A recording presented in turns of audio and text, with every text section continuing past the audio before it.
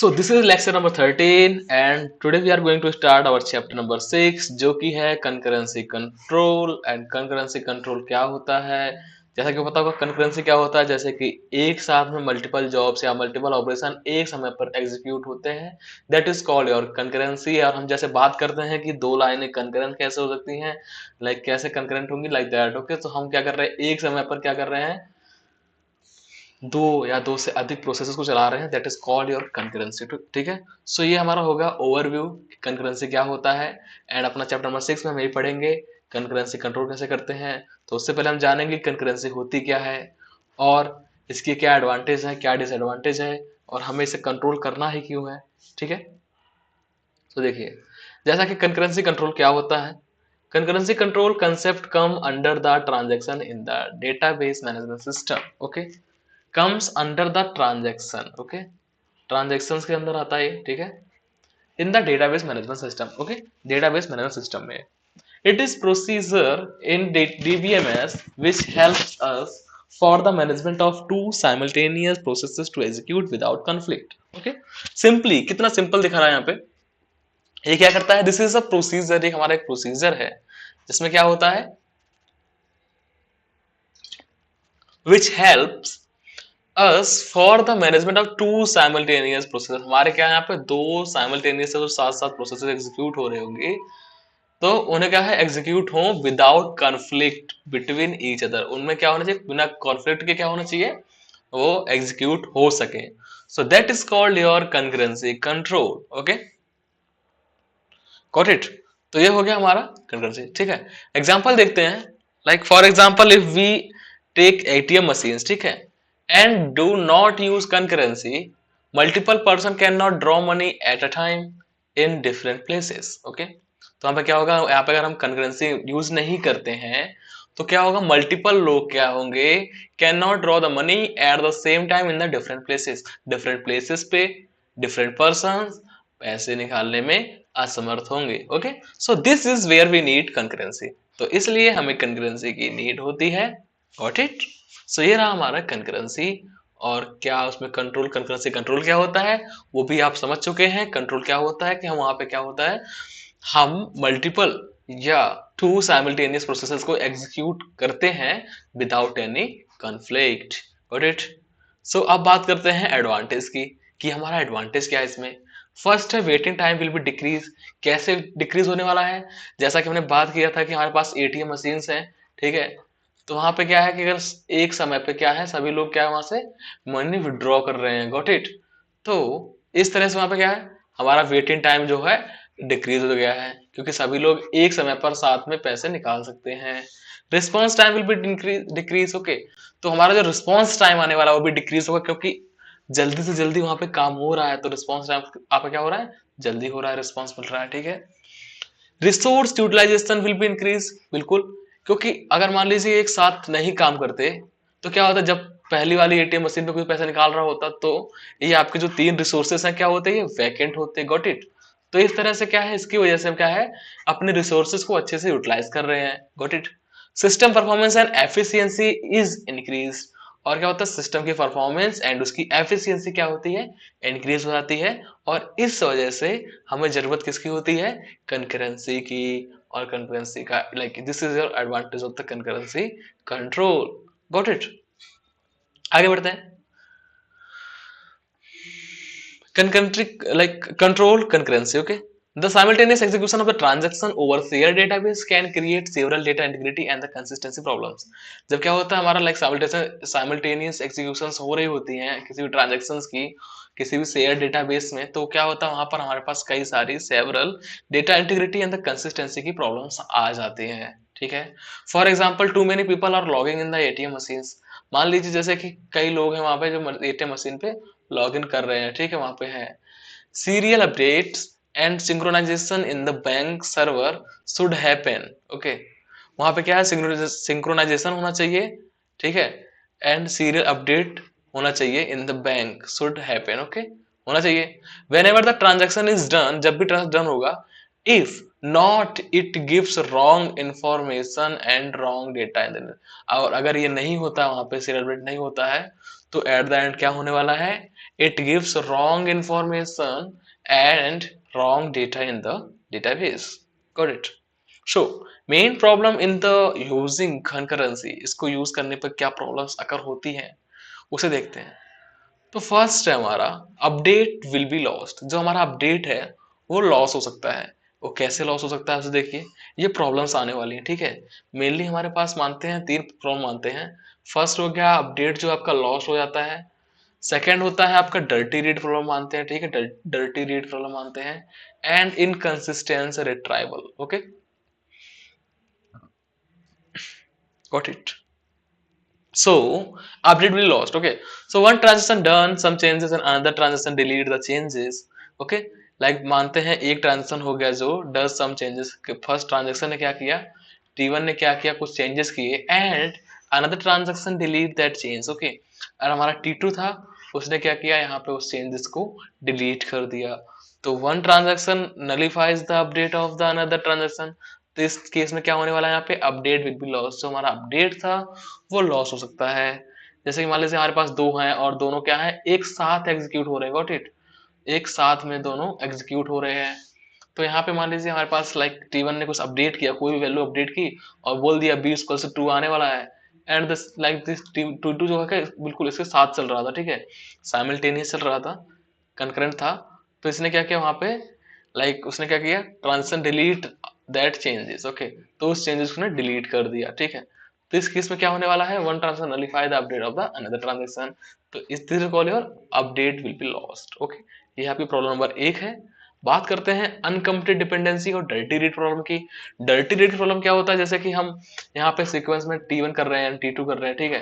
तो अभी यहाँ पे T1 T2 कर रहे हैं, ठीक है। तो इसमें क्या होने वाला था, हमने यहाँ पे कोई भी वैल्यू अपडेट की, a=b था, like no got that's wrong thing. Okay, मान लीजिए a=500 था, b=600 था, ठीक है, and like we are like doing something changes. Okay, तो यहाँ पे कुछ हम चेंजेस कर रहे हैं और लाइक इसके राइट होने से पहले, लाइक यहाँ पे जो हमारा पूरा अपडेट था उसके राइट होने से पहले अपने T1 ने इसका कर लिया, यहाँ पे रीड कर लिया, ठीक है। तो इस problem like without any following sequence, यहाँ पे आपका जो ट्रांजेक्शन T2 था उसने क्या कर लिया, रीड कर लिया वहां पे डेटा को। और ये इस प्रकार के जो रीड होते हैं, क्योंकि यहाँ पे आपका पूरा डेटा अपडेट हुआ नहीं। एक एग्जांपल लेते हैं अच्छा सा, ठीक है, T1 T2 हो गया इस तरह से, ठीक है। तो मान लेते हैं in the starting A has 500 and B has 200 rupees. Okay, so यहाँ पे एट द एंड लाइक हमारे पास क्या है कि A is equals to 500 and A is equals to 500 minus 100, और यहाँ पे आपका b इक्वल्स टू 200 प्लस 100 होना चाहिए, क्योंकि यहाँ से विड्रॉ कर रहे हैं और यहाँ पे ऐड कर रहे हैं, ठीक है। जस्ट एग्जांपल ले रहे हैं, ठीक है, don't go in the deep of this. Okay, so यहाँ पे क्या होने वाला था हमारा एट द एंड, यहाँ पे हमारा ट्रांजेक्शन डन हुआ और हमारा लाइक यहाँ पे a इक्वल्स टू, ये राइट होने से पहले, राइट आपका यहाँ पे फुल वैल्यू नहीं हुई, 400 आपकी राइट होने से पहले, दिस वैल्यू विद लाइक इस वैल्यू के राइट होने से पहले यहाँ पे क्या हो गया, रीड कर लिया इसने, इस ट्रांजेक्शन साइमल्टेनियस वाले ने जो उसके साथ चल रहा है, उसने रीड क्या कर लिया, रीड ए कर लिया, एंड इसको क्या मिला यहाँ पे 500 मिल गया, ठीक है। तो इस प्रकार की जो प्रॉब्लम्स होती है, क्योंकि यहाँ पे सीक्वेंस फॉलो नहीं हो रहा, ठीक है, we are not like using any concurrency control techniques. Okay, ना हम किसी को लॉक कर रहे हैं यहाँ पे, ना किसी को हम रोक रहे हैं। तो यहाँ पे इसने क्या रीड कर लिया, ठीक है, विदाउट एनी फॉलोइंग सीक्वेंस। तो यहाँ पर इस प्रकार से क्या हो गया, डर्टी रीड की प्रॉब्लम आ चुकी है, क्योंकि जो एग्जैक्ट वैल्यू आने वाली थी वो 400 आनी चाहिए थी, ठीक है। तो this is called dirty read problem. Okay, अगला बात करते हैं इनकंसिस्टेंट रिट्राइवल की। इनकंसिस्टेंट रिट्राइवल क्या होता है कि हमारा जो डेटा है वो कंसिस्टेंस नहीं है, और कंसिस्टेंस क्या होता है ऐसा हम देख चुके हैं लास्ट लेक्चर्स में, ठीक है। जैसे कि हमारे पास लाइक यहाँ पे इन the starting there is 500 and 200 rupees, ठीक है। सो this is overall without like in the starting, हमारा ट्रांजेक्शन स्टार्ट होने से पहले है ना 700 रुपीज थे, एंड आफ्टर द ट्रांजेक्शन ये भी कितना होना चाहिए, 700 होना चाहिए, ठीक है।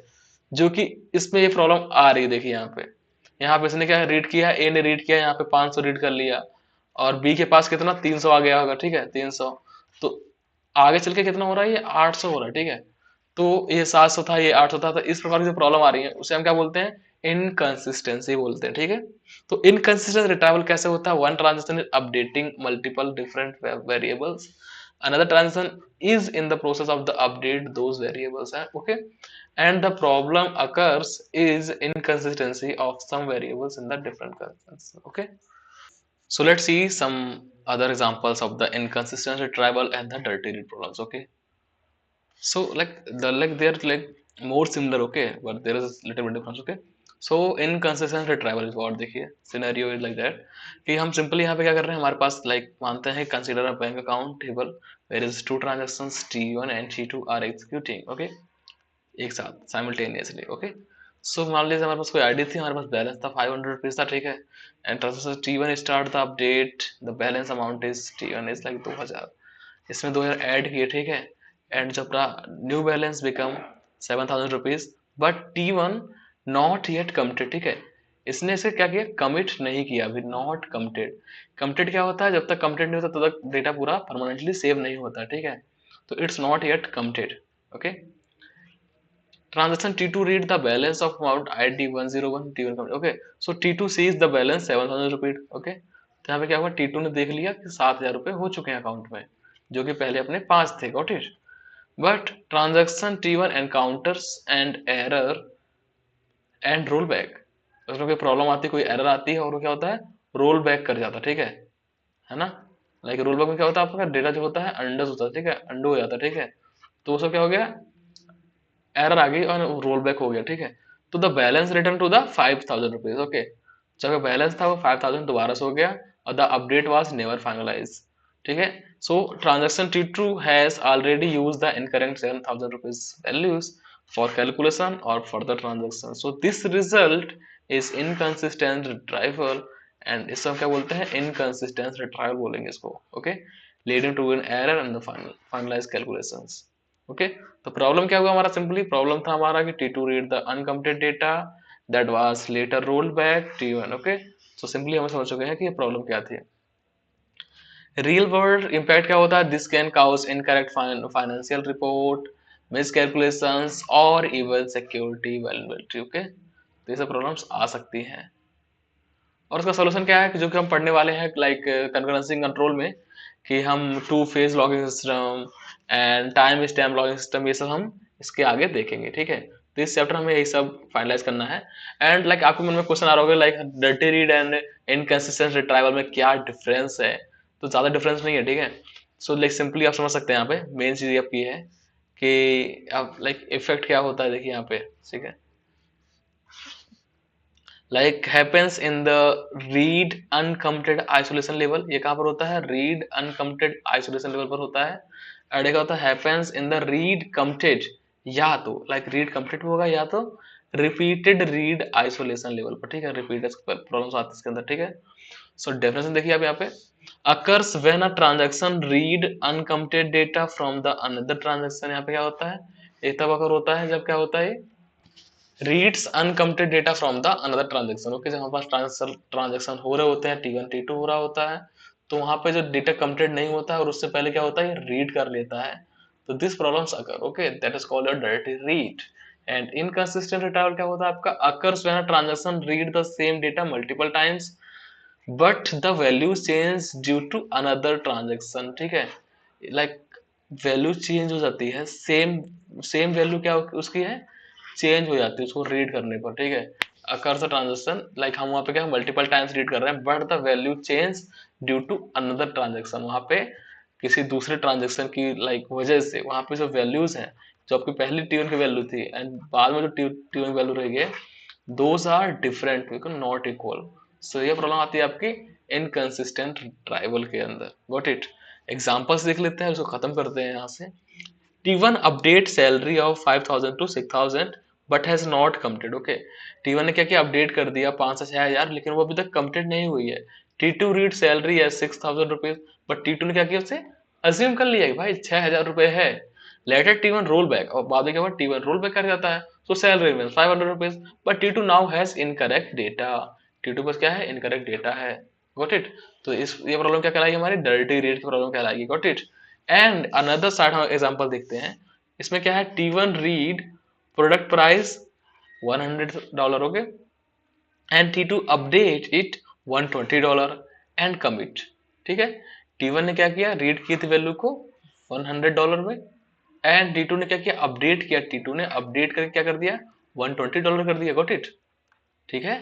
एंड कमिट, और कमिट हो गया, बिल्कुल सेव हो गया, this value saved, okay, permanently save, क्योंकि कमिट हो गया, ठीक है। T1 read price again and sees 1, अब T1 ने क्या किया, अब दोबारा से प्राइस को रीड किया, एंड अब क्या देखता है कि $120 हो गया भाई, गॉट इट। तो T1 gets different value for the same query, okay, T1 के लिए इसने डिफरेंट डिफरेंट वैल्यू गेन कर ली just because of T2 transaction की वजह से। So this is called your inconsistent, okay, so this is called your inconsistent retrieval, got it. तो आप सभी को क्लियर होगा, ठीक है। तो dirty read, reading incomplete data which is like roll back and later, got it. तो इससे अच्छा एग्जांपल आपके लिए कहीं नहीं मिलेगा, ठीक है। This is the best example ever, the difference between the dirty read and inconsistent retrieval, got it? So thanks for this, thanks for watching, so thanks for watching, okay.